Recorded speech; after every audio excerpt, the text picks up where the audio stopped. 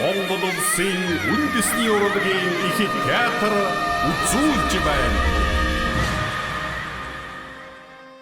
Монголчуудын одоо эрт дээр үеэс уламжлагдж ирсэн хөгжмийн зэмсгүүд байдаг. Эдний дотор бол одоо үндсэн язгуур 5 хөгжим буюу Яочин, шанд, морин хуурлын хуучир гэсэн 5 хөгжмөс бүрддэг байгаа. Энийг бол бас гэрийн тавлж гэж нэрлэж ирсэн.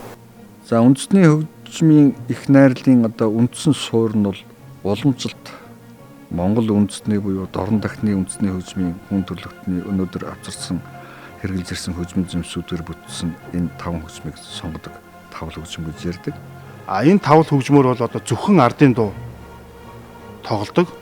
Энэ 5 хөгжим маань бол одоо өөр өөрсдийн гэсэн онцлогтой, дуугарлалтай байдаг. Түүгээрээ бол одоо ардын дуу тоглоход маш тохиромжтой байдаг.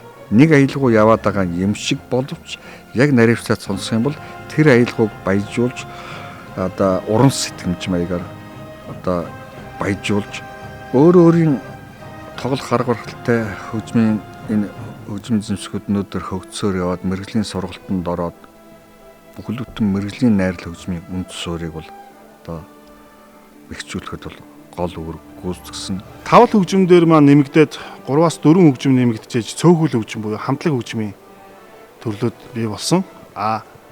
Энэ маань бол одоо 5 хөгжмөөс юугаараа ялгаатай вэ гэхээр одоо дуугарлалтын хувьд буюу цар хүрээгээр маш том болсон, баяжиж эхэлсэн.